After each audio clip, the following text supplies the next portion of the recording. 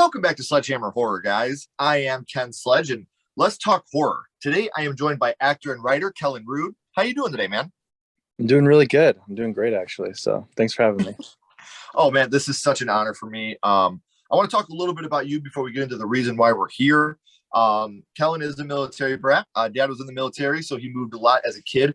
Born in upstate New York before moving to Hawaii, which is super dope. Like, never been. Totally want to.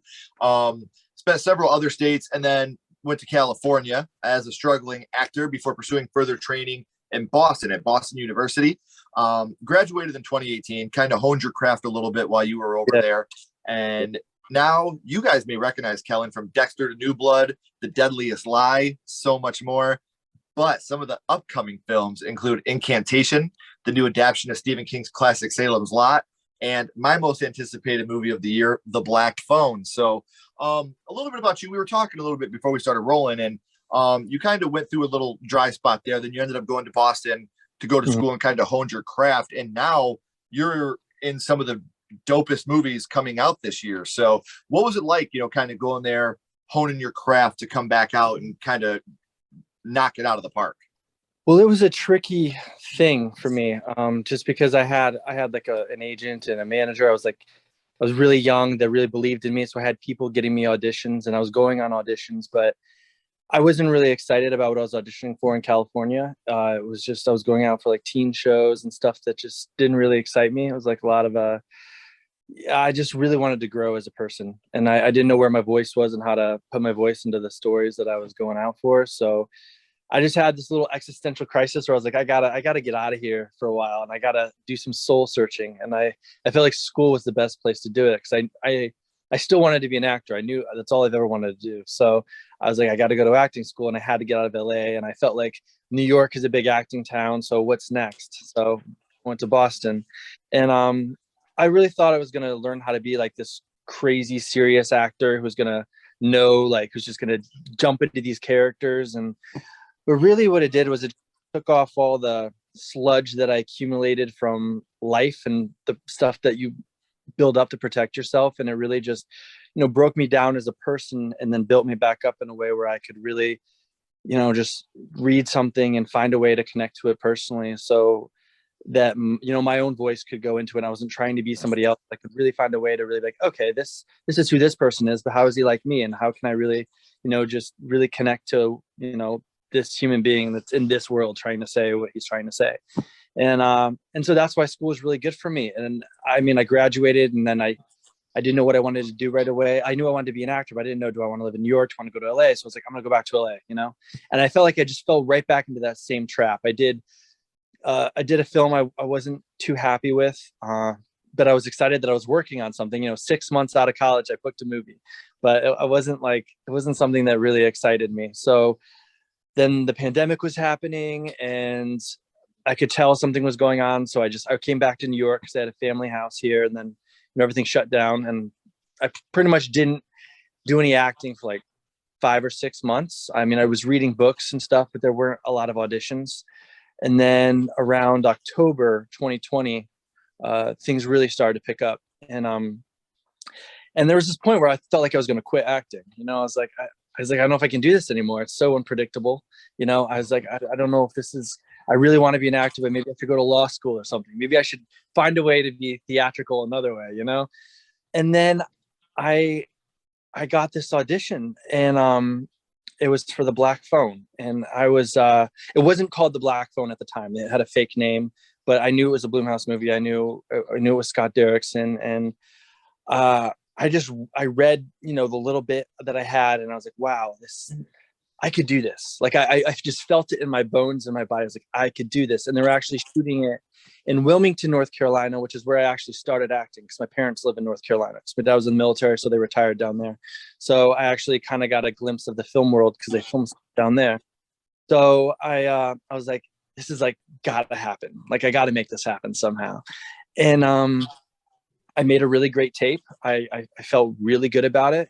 I just and I sent it in, and then I heard it back a little bit later that they were interested, and so I had to wait a little bit longer, and then they offered me the part, and I didn't know what to expect. And that was the first big thing I had really booked since pandemic. I mean, I did do like a small role on this AMC show, Kevin Can Fuck Himself, but this was like the big kahuna kind of, because it was like I've always loved movies. This was like, I was like, okay, I'm in this. I got a part in this movie. I didn't know what it was going to be, but they sent me the full script. So because I have a smaller supporting role, but they sent me the full script, and I read it like 3 times. It was so good.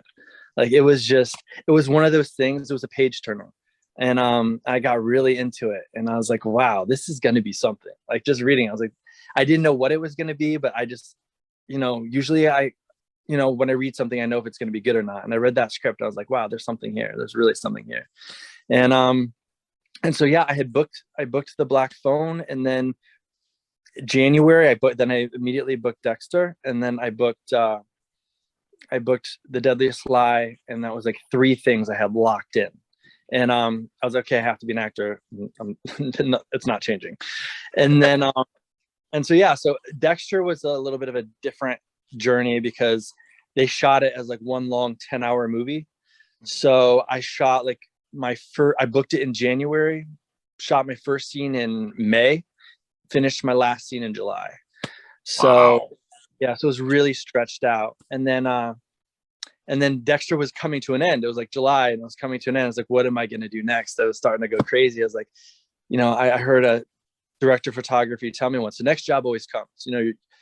When you're in this business, it sucks when that job's ending and you don't know when the next one's going to come. He's like, just have faith, it always comes. And I was like, I got to get another job. I just have to have something. And I got a few auditions, and then I saw Salem's Lot come along, and I got the script for that, and I was like, this is it. Like, this is it. I just knew. I was like, this is going to be it. And sometimes I just have an instinct about things. Like I trust my instincts. Like it really speaks to me. So I made sure I made the best tape I could. I went to a professional guy to help me tape a really good tape, because everything was self-tape. And that's what really has helped me a lot, because I could really play with the characters, and I could really, if I don't like something, I can fix it. I really don't like going in and auditioning 5 minutes to make an impression as much anymore, because with film, there's so many technical things that you can't fix on a first time meeting.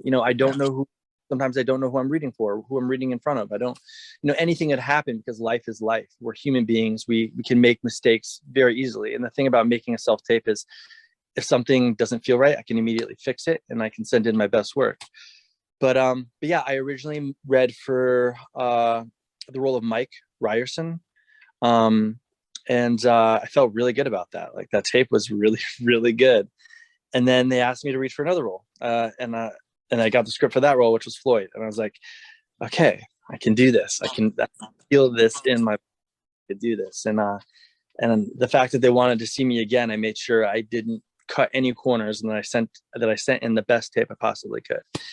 And then there was like some dead silence. I didn't hear anything. And I was getting down, because I was like, I had to book that. Like that was just me. I had to do that. Like, I just felt it in every ounce and every bit of my core. Like that was going to be one. And I just didn't hear anything. And I had booked a flight to Europe. I was going to go to Germany and just get out of America because of the whole pandemic. I was just like ready to go explore. I was going to go to Italy. I was like, I just need to go do something and get out of here. And I met with my agent, because I was asking him, I was like, I haven't heard anything yet. I really felt like Salem's Lot was going to be the one. Like, I really felt that. And he's like, I think we just got to let this one go. I don't think, I think we would have heard by now. He's like, but I do know that role you read for hasn't been cast. But I was like, and I just felt this voice speaking to me saying, do not go to Europe. Right. So I hadn't booked anything. I hadn't heard anything. And I walked out of his office and I canceled the flight. 3 days later, they offered the role.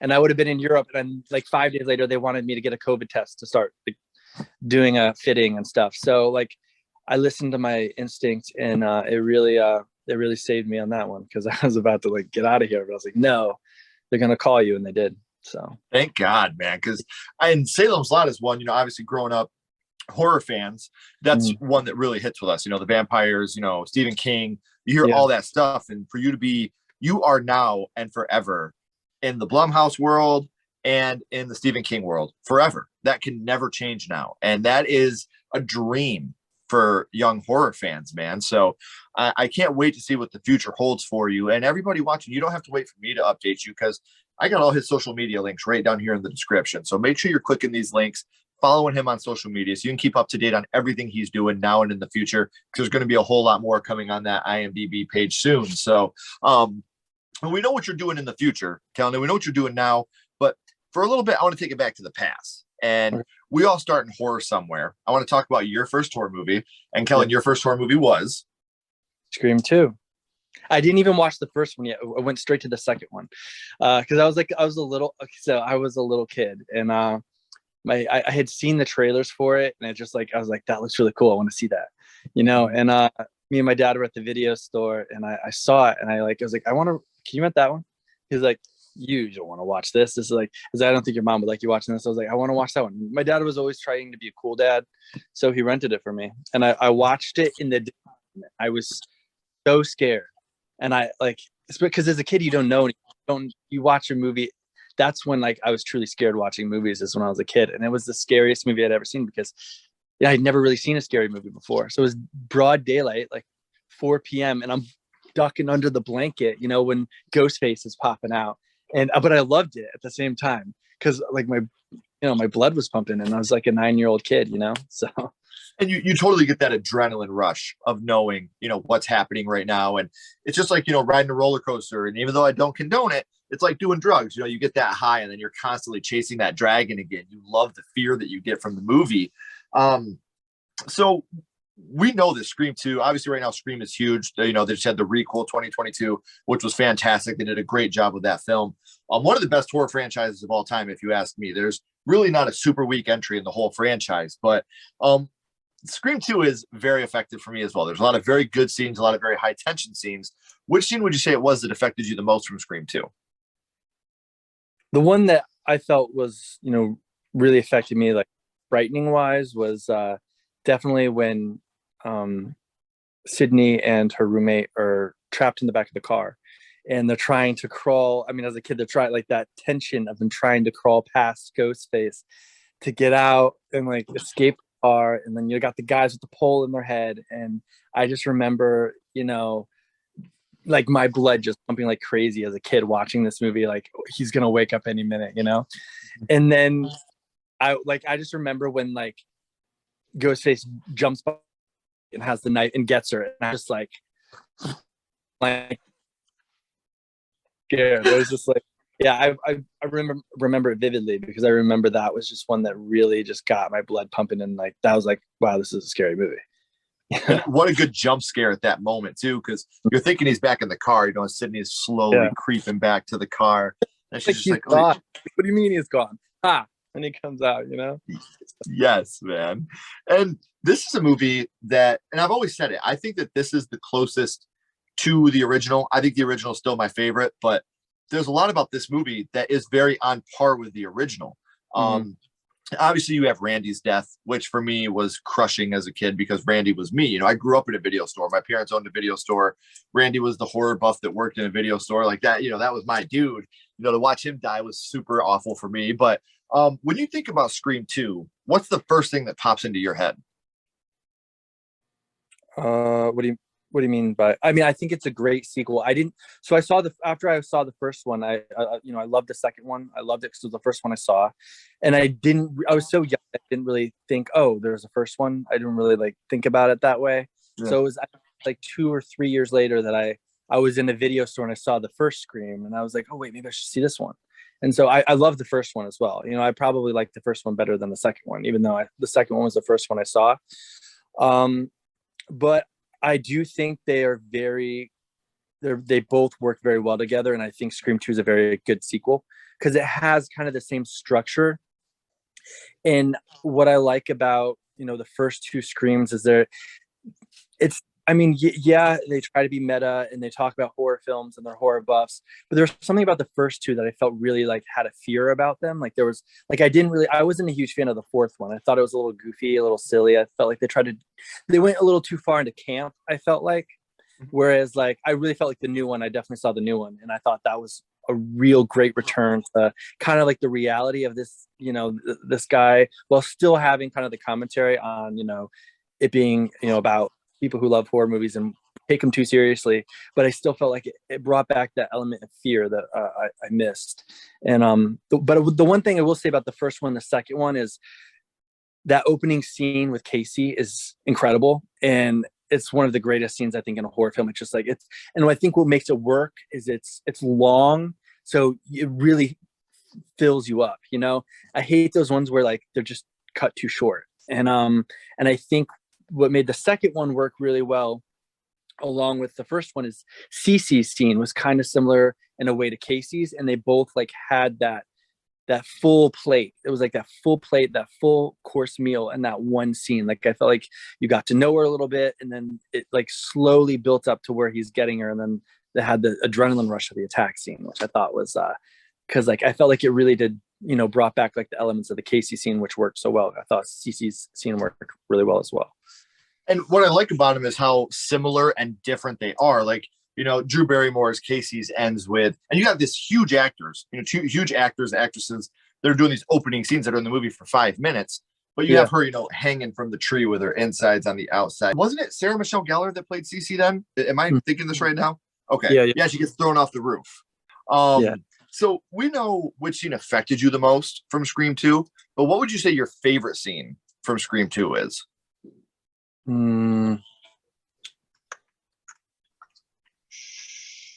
It was probably the CC scene. I just felt like it gets your adrenaline rushing. And when I was a kid, I always kind of had a thing for alarms. Like I collected alarms. I just thought they were just so cool when alarms went off. And like I liked the element that they had the alarm in the house. It kind of gets the the adrenaline. I don't know. I just like that element. It's like, don't forget to set the alarm. I don't know. There's something about that. I just felt like it was, I liked it because, it's one of those things where like you watch Scary Movie and how she's throwing the bike at him, like the direct influence, obviously they're Scream ripoffs, obviously, but man, we just rewatched Scream the other night, and Scary Movie is like literally they throw in spikes of other movies, but it's almost a scene by scene parody of Scream and Scream 2. And it's so great, the filmmaking for the first Scary Movie, how much they stayed true to what Scream and Scream 2 were. And I hadn't seen Scary Movie in a long time, but I actually watched it again like a couple weeks ago because I saw the stuff for the new Scream coming out. And I was like, I kind of get interested in it again. I saw a clip from Scary Movie, and I realized how some things when I see when I'm younger, like I get the jokes more now that I'm older, and like it's actually really funny. I was actually up like the whole when he calls and she's like, "What's your favorite scary movie?" and she's like, "I don't know," and she's like, "Oh, I know, Shazam." He's like, "That's not a scary movie," and she's like, "Well, you haven't seen Shaq act." I thought that was like, because now that I'm acting and I'm like doing films, like the joke makes more sense to me. So like I was rolling when she said that. Yeah, and I'm with you. I think the first 3 Scary Movies are fucking so funny. Like those movies are phenomenal, great parody movies. They went a little over the top after that, but those 3 are great. Like I felt like the second one. The thing about the second one though is like I watched their deleted scenes with my friend on the DVD like years ago when I was in high school, and they're hilarious. Like just watching the deleted scenes is like another movie. It was like we were it was so funny. It was just like So another thing I want to say, because as horror fans, we do love the kills, obviously. And we've talked about a couple kills already, but what's kill from Scream 2 would you say stuck with you the most? Cece's. I mean, that was just such a brilliant scene. Like her acting was great, her vulnerability, and then just the tension and the direction. I mean, I just like that scene. I don't know, like I keep coming back to it because I just think it's a great scene. Just like the same thing with like Casey's scene is a great scene. I feel like those just are scenes that really stick out to me. Sometimes the most effective ones are the ones that stick with you the most, man. So we talked about your first horror movie being Scream 2 and what that means to you. And since we're talking Scream, I got my buddy Ghostface here to ask you a question. What's your favorite scary movie, Kellan? What is your favorite horror movie of all time? The Sixth Sense.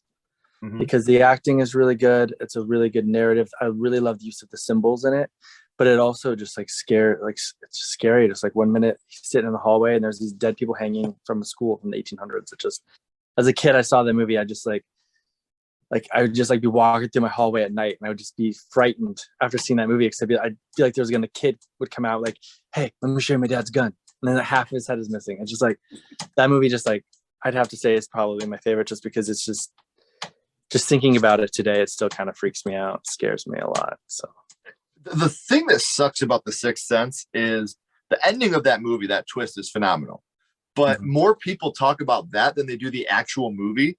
And two scenes that you just brought up, like when they're in the school and he's looking over and he sees the people that are hanging, or that kid's like, hey, come on, let me show you my dad's gun. And he turns around and his fucking head is blown off. Like, yeah. dude, those two scenes. And then Misha Barton, obviously the little girl puking in the tent. Like, Yeah, there's yeah. a lot of real anxiety and real fear. And when people think of The Sixth Sense, all they talk about is the twist or I see dead people. And like, Yeah. that's such an undersell to the movie, man. Yeah, no, that's the thing is like, I've heard, yeah, people always go to those. And I mean, the ending was really good when it came out. I mean, I don't know if I really understood it as much because I was younger, but those other elements really just stuck out to me, like the kid with the dad's gun, the people hanging, even just like the woman with the burn in the theater. And also just like, I mean, my favorite scene in the film is why I could say it's like my favorite scary movies, because just Toni Collette, she's such an amazing, and that scene in the car is just a beautifully well acted scene. And that is the scene that got them both Oscar nominations, is because it's just incredible. Like her emotion and her really understanding that her son isn't a freak, that he's just a kid who was born with something different. And like, I have to love my son and accept that this is the way he is. And then there's the woman, who got hit on her bike. So it goes from, there's a dead woman outside of my car, but Mom, I got to tell you something right now. So it's just like, It's kind of how it plays between that serious emotion, but at the same time, you can't deny that there's the dead lady outside of the car, It's such a tearjerker too. He's like, Grandma wanted me to tell you the question you asked with the grave. She said every day. And then Toni Collette, she's doing the cry. She's like, do I make her proud? And then they both just break down and like, yeah, like, dude, beautifully, such a powerful scene, man. Yeah, it's that. I mean, I'll say that's definitely my favorite scary movie, just because it also has it has a lot of heart to it at the same time. I could totally agree. So, man, I've had a great time with you hanging out, talking about your first horror movie and the projects you have going on in the future. But we always end this with the same question, Kellan. We're going to go back to Scream 2, and we're going to rank this on a skull count. Now, what we're doing, we're not ranking it on production, quality, score, acting. We're not being critics. What we're doing now is we're strictly judging this movie on how much it affected you on first watch. So 0 skulls being not effective, 5 being very effective, and you can use half and quarter skulls anywhere in the middle. What would your ranking of Scream 2 be? 4 skulls. I'll give it a good 4. rating. Yeah. Good rating, man. Because like horror has to start somewhere, and obviously it affects us so much that we want to keep going with it. I know you're a huge horror fan. We talked about that before too, and the movies that you're going to and that you're being a part of show your true love of horror. So, man, I really can't wait to see what the future holds for you. Don't go anywhere. I got a couple more questions for you, my friend. Everybody else, as always, I said it at the beginning, but now we're at the third act. The credits are about to roll. So make sure you're clicking the links down here in the description, following him on social media so you can stay up to date on everything that he's doing and every project he has coming up in the future. Until next time, keep talking horror, stay what you are, and we'll see you guys soon.